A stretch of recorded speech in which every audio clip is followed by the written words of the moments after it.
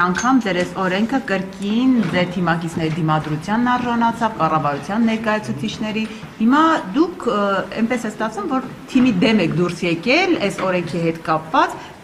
ձեր խոսքում նշեցիք, որ նույնիսկ թիմում ձեզ ասել են վերեկս վեր բառան եմ մեջ բերում վարչապետ եք բերում, նախ ովքեր են ձեզ այդպիսի բան ասել եւ ստացվում է էլի չստացվեց, որտեղ թիմը դեմ է։ Այո, ստացվում է, որ հանձնաժողովը տապալեց օրենքի նախագիծը, ասել, որ հիասթափված եմ կամ ցավում եմ, կնշանակի ոչ մի բան չասել, որովհետև տարիներով արձանագրելով բանակի խնդիրները ես նպատակ եմ ունեցել, պայքարել եմ, որպեսզի մենք վերացնենք այդ խնդիրները ու ստեղծենք մի միջավայր, որտեղ կլինի արդարություն, որտեղ հարուստի երեխաները չեն ազատվի բանակից, քաղաքացիությունից հրաժարվելու կամ կեղծ առողջական թղթեր սարքելու կամ երկիրը լքելու կամ ուսման մեկնելու կամ այլ պատրվակներով եւ ծառայությունը բաժին չի հասնի միայն մեծամասամբ սոցիալապես խոցելի խավերում գտնվող անձանց համար։ Ուզեցել եմ, որպեսզի մենք այս մարդկանց բերենք ծառայության պարտադիր եւ նաեւ նրանցից մեծ գումարներ հավաքագրենք, ինչը կուղենք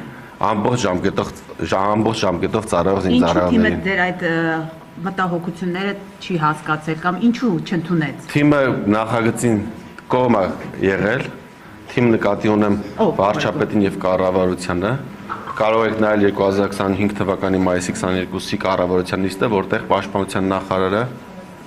արտաքին գործերի նախարարը, փոխվարչապետը նիստ վարող պաշտպանում են օրենքի նախագիծը եւ միաձայն ստանում են նախագիծը դրական եզրակացություն։ Վարչապետն դրանից հետո թիմին համոզել։ Ինչա տեղի կարճ ասեմ ինչա տեղի ունեցել։ Նախագիծը, որը որ դրական եզրակացությունը եկել է ազգային ժողով, Քոչարյան Անդրանիկը ինձ ասել է, ես գնում եմ Ամերիկա գամ, խոսացել եմ կառավարություն, նախարարի հետ, բոլորը կողմ են, շատ լավ նախագիծ է, գնում եմ Ամերիկա գամ, անցկացնենք նախագիծը։ Ասել եմ, պարոն Քոչարյան ջան, եթե դու գնաս Ամերիկա, այս օրենքը 6 ամսով հետաձգվելու է, որովհետև մենք միջև նստաշրջանի ավարտը ժամանակ չունենք, մենք պետք է այսօր նիստը անենք, որ միջև ամառային զորակոչ այս խնդիրները լուծենք, ամեն օր 8 հոգի քաղաքացիությունից հրաժարվում է, եւս մի այդքանն էլ առողջական թղթերով են ազատվում, այսինքն ամեն օր որ հետաձգվի, մենք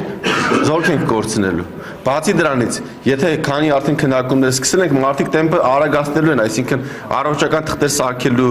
եւ քաղաքացիությունից հրաժարվելու տեմպը աճելու է։ Հիմա մենք պետքա դա անենք։ Ասես չէ, ես գնում եմ Ամերիկա կամ նոր կանեմ, առանցից նիստը չանեք, ասել եմ, խնդրում եմ, մենք առանց քեզ մի հատ նիստ անենք, կգաս երկրորդը իրար հետ կանենք։ Ինքը ասեց, չէ, մի արեք, ես կգամ, պետք է լինի 24 ժամյա ռեժիմով նախագիծը կանցկացնենք, կողմ են բոլորը։ Ինքը գնում է Ամերիկա, դրանից հետո մենք նիստ ենք դնում,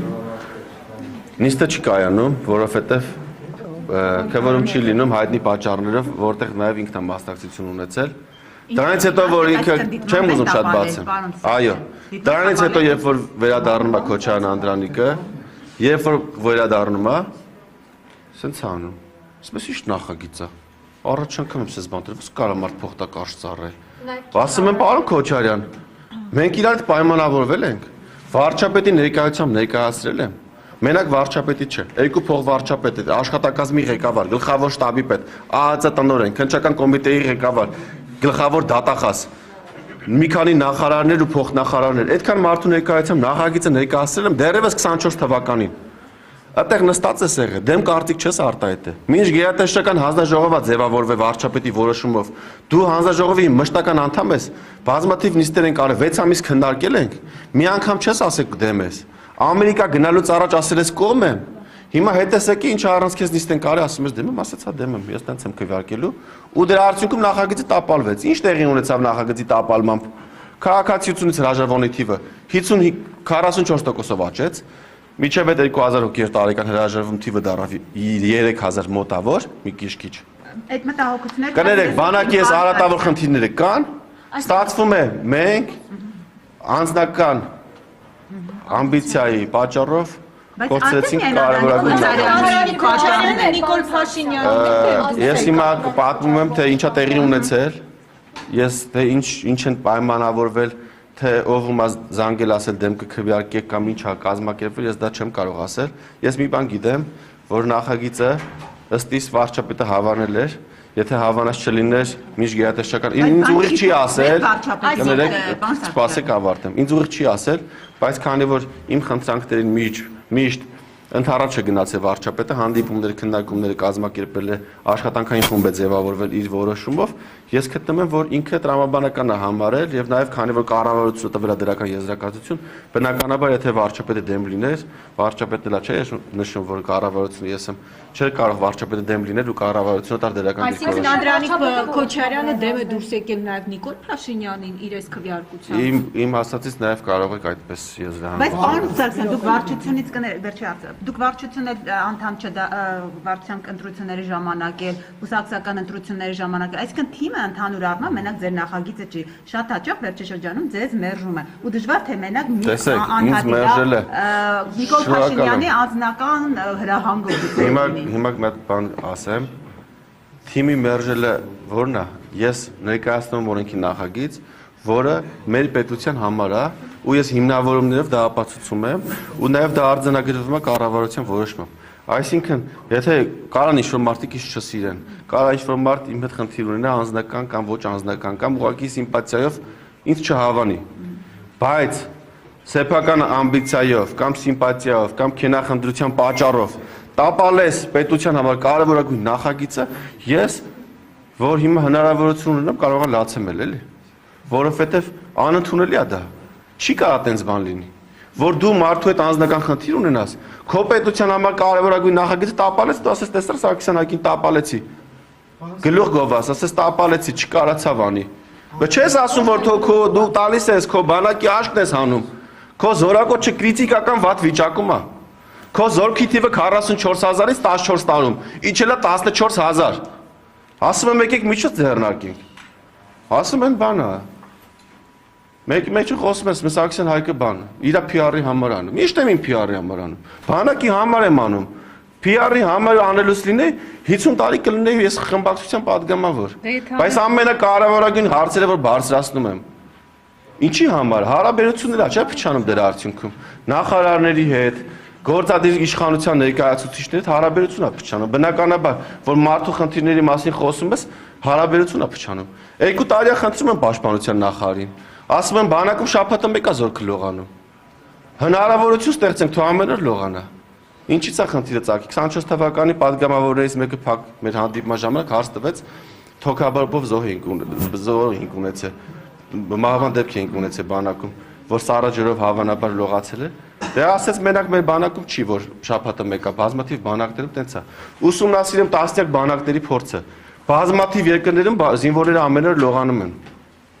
Հայաստանում աֆրիկական մի քանի երկրներում ու տենց թերի զարգացած երկրներում որ շաբաթը մեկ են լողանում, ասել եմ լրացուցիչ սաղ չի, սա առաջարկեմ, ասել եմ խնդրում եմ, ստեղծենք հնարավորություն մեր զորքը ամեն օր լողանա, դե 2 տարի անցել է մի վիճակն է, հա հիմա ունենք որոշ տեղեր, նոր կառուցված տեղեր, բայց փոքր տոկոսակազմում, որ զորքը կարող է ամեն օր լողանա, բայց մեծամասամբ մեր տեղեքը շաբաթը մեկ են լողանում, դե թող պաշտպանության նախարարության ղեկավար կազմը շաբաթը մեկ լողանա,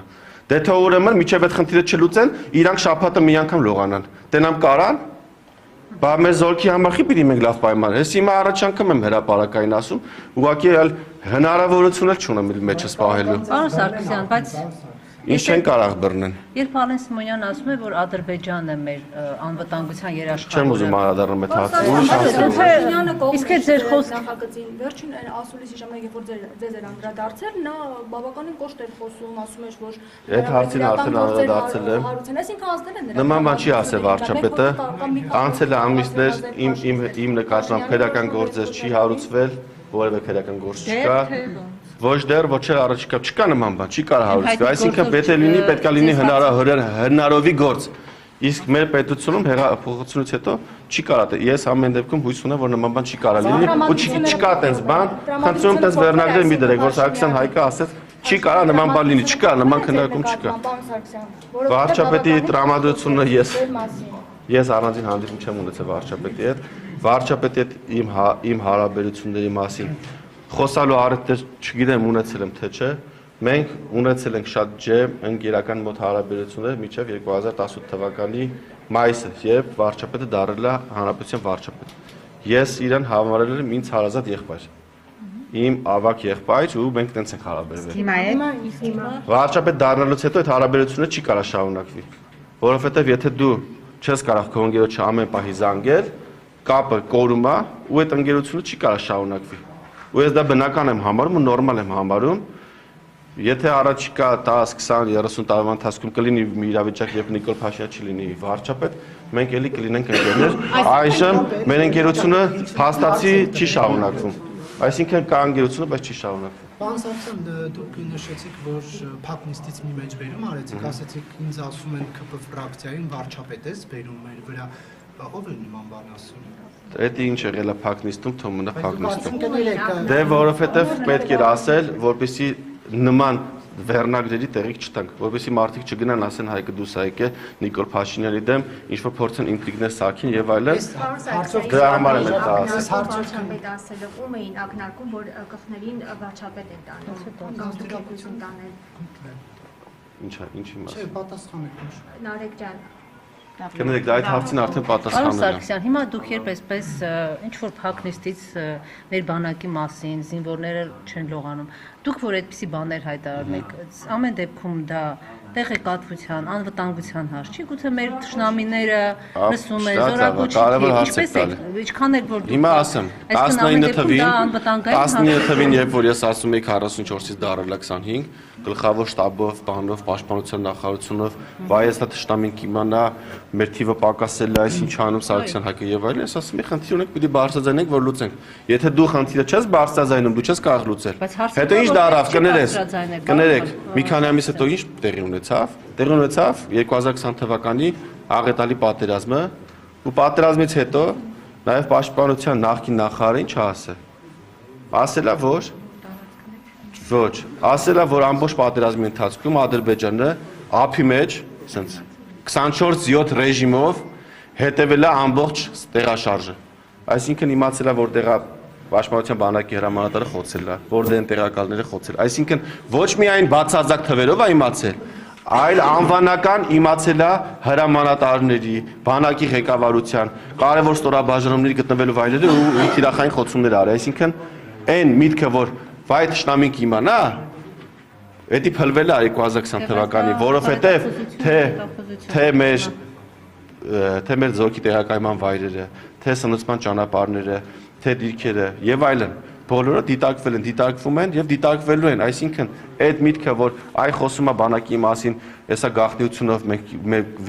մի վիճակը կվատանա, վիճակը քրիտիկական արդեն վատացել է 20 թվականից դա ֆիքսվել է ու նաև այդ քննիչ հանձնաժողովը որ ստեղծվել է 44-արյա դրա ընթացքում դրա մասին խոսացել ենք որ թշնամին սաղ իմացել է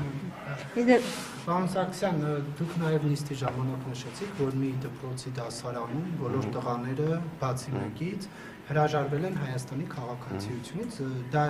որ դպրոցն է։ Ես չեմ ուզում նշեմ падգամավորի անունը, որպեսզի այդ դասարանում խնդիրներ չառաջանան։ Դա որ դպրոցն է։ Դպրոցներ չեմ ցանկանում նշել։ Բայց դա խնդրարույց է, այսինքն դա խնդրարույց է, դա միակ դեպքը չի։ Կազմակերպված ինչ-որ բան։ Դա միակ դեպքը չի,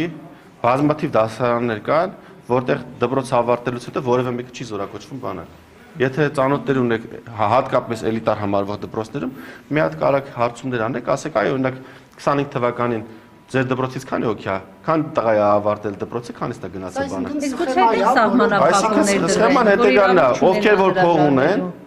միջև 18 տարի լրանել հրաժարվում են, խի եմ ասում փող։ Այդ փողը Հայաստանում չեն ծախսում, դուրսն են ծախսում։ Եվրոպայում շատ, Ռուսաստանում ավելի քիչ, գումարա դուրս գալի Հայաստանից դրա արդյունքում, այդ տղեկն են դուրս գալիս մեր պայստազորից, հաշվառումից ընդհանրապես, ու մենք կորցնում ենք եւ իրենց գումարները եւ ամեն ինչ։ Ես առաջարկել եմ այս սխեման փակենք ու շուրջ տանք, որ այդ գումարները ոչ թե հոսեն Հայաստանից դուրս, այլ կան հոսեն ծառայող տղաների գրպանները։ Տեսեք ոնց է, հիմա տարեկան 3000 հիմա ասա։ Դա խնդրահարույց չէ։ Հիմա ո՞րն է ավելի լավ, ինքը вообще փող չտա ու չգնա ծառայության, թե տեսեք 3000 տղա ունենք տարեկան, որ քաղաքացիությունից հրաժարվում է։ Եթե նրանցից 1000-ը օգտվեին այս կետից, այսինքն 15 միլիոն վճարեն դոր հրաժարվեն։ Այսինքն թվեր որ ասում եք, դուք ինչի վրա եք հաղում անում։ Ինձ տվել է ներքին գործերի նախարարությունը։ Այսինքն հարցում եմ արել թե քանի հոգի է քաղաքացիություն։ Այո, բաց տեղեկատվությունն է, կարամ ձեզ էլ տամ դուք էլ ուսումնասիրեք։ Հիմա ինչի մասին է խոսքը։ Ես ասել եմ 3000 հոգի քաղաքացիությունից հրաժարվում է, վերում ենք 15 միլիոնի արգելքի դնում ենք։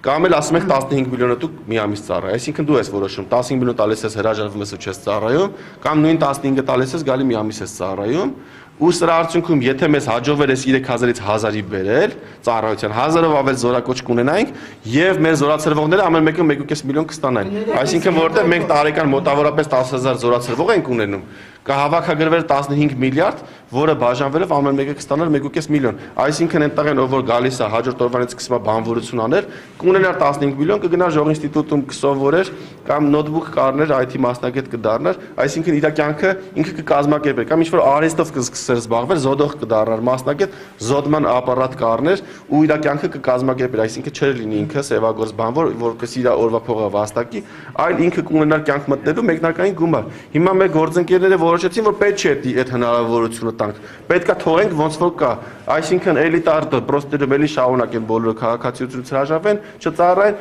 մարզերում 50% զորակոչ ունենանք։ Ես խեմ այդ թիվը բարձրացնում, ասում եմ Երևանում զորակոչի թիվը քրիտիկական ցածր է։ Երբ մենք ասում ենք հանրապետությունում 30-ից 35% է զորակոչը, դա մարզերի հաշվին է այդքան։ Երևանում 10, 13, 14, 16% է զորակոչը։ Տարին ունեցել 10 է, այսինքն անհավասարությունը կա, ու այս օրենքի տապալման, որ ուզում են ասեն, որ այ չեղավ այդ անարդարությունը, այդ անարդարությունը խորանալու է ու որը որ այսօր կա չի լուծվելու, ինչի համար ցավում եմ։ Էս է սա, ամբողջ միտքը սա է, ուրիշ բան պետք չի դա կման գալ։ Կներեք, եթե օրինակ կա հիմա խաղաղ վիճակներ, հա, բայց չգիտենք ինչ զարգացումներ կլինեն, Աստված տա երբեք էլ մարտական գործ։ Դրա համար ոչ միայն առաջարկին է, որպեսզի 15 միլիոն տա հրաժարվի, այլ նաև նույն հնարավորությունով 15 տա ու մի ամիս ծառայի։ Սա ինչ կտար։ Քաղաքացին կհաշվեր, կասեր ես հիմա պիտի 15 միլիոն տամ, գնամ մի հատ դրսում փող ծախսեմ, քաղաքացիությունից հրաժարվեմ ու որոշ խնդիրներ ամեն դեպքում Հայաստանում ունենամ, ավելի լավ է 15 տամ մի ամիս ծառայեմ։ Մի ամիսը կծառայեր, կմտներ պայեստազոր, մի ամսում հնարավոր է տիրապետել զինված ուժերում ծառայության կանոնների մեծ մասին։ Ու երբ որ արդեն կլիներ մարտական գործողությունները հավանական կամ էսկալացիան, արդեն այս մարդուն մենք կունենայինք մեր պայեստազորում։ Այսինքն ինքը ոչ թե կլիներ ԶԴ քաղաքացի այսինչյան, այլ ինքը կլիներ մի ամիս պատրաստված զինծառայող, ով կկարողանար համալրել զինված ուժերի շարքերը։ Ու այնպես չի որ դա նորություն է կամ ամբողջ աշխարհում ես հեծանեվ եմ նոր հորինել։ Թուրքիայում նման հնարավորություն կա, Ղազախստանում նման հնարավորություն կա, Հունաստանում նման հնարավորություն կա, որտեղ մարդիկ ծառայում են 21 օր, 35 օր կամ 1 ամիս արագացված ընթացակարգով դառնում են լավ զինվորներ։ Ես վստահ եմ, եթե իմ ցանկած իմ պատկերացրած եւ իմ ու նախանշած ձևի կարողանանք կազմակերպել դասընթացները, 1 ամսում ենք ավելի լավ զինվոր կունենանք, քան 1.5 կամ 2 տարի։ Այս ամեն ինչը հնարավոր է, որ գա հանգեստ մի փուլի, որ դիտարկում եք այդ սցենարը, որ ձեզ կարող պարտադրեն մանդատից հրաժարվել։ Չեմ դիտարկում նման սցենար։ Պարոն Սարգսյան, նշեցիք, որ Անդրանիկ Քոչարյանը անձնական ինչ-որ ամբիցիաներով է նման քայլի գնացել, որ ասի տեսեք Հայկ Սարգսյանի նախագիծը տապալեցի։ Ինչ անձնական։ Հարցերը կրկնվում են, մենք անձնական վեճ չենք ունեցել։ Ես միշտ լավ հարաբերություններ եմ բայ բոլորի հետ, հատկապես Քոչարյան Անդրանիկի հետ։ Միակ վեճը, որ կարելի ասել, դա եղել, որ ինքը ասել է, ես չեմ ուզում առանց ինձ նիստը վարվի։ Ես էլ ասել եմ, դրա հետևանքը լինելու է այս կորուստը պետության համար։ Պիտի կշռենք, հիմա որ դուք նիստը չվարեք, ինչ վնաս ենք կրում, եթե այս օրենքը չի ընդունվում, ինչ վնաս ենք կրում։ Հիմա ինքը մտածել է, որ իր նիստը չվարելը ավելի վնաս է, քան այս օրենքի հավանական վնասները չընդունման դեպքում։ Շնորհակալ եմ շատ։ Բոլորի հետ լավ հարաբերություններ եք կազմում, դուք ձեր քաղաքական կարիերան ինչպես եք պատկերացնում։ Բնական է այդ Ավանեսյանը, որ 22 թվին է ԿՊ անդամ դարձել, 3-րդ տեղն է գրավում, դուք Փաշինյանի հետ ճանապարհ եք անցել եւ այլն։ Ես եղել եմ քաղաքացիական պայմանագիր դեռևս հասարակական խմբավորման հասարակական միավորման անդամ դեռևս 2015 թվականից եւ դարել եմ կուսակցության հիմնադիր անդամ, բայց մնացած ընթացքը ցույց տվեց այլ բան։ Շնորհակալ եմ շատ։ Բայց քաղաքական կարիերան շարունակել եք ինչ որտեղ, թե չէ։ Ինչ որ ընտրությունների հետ կապ։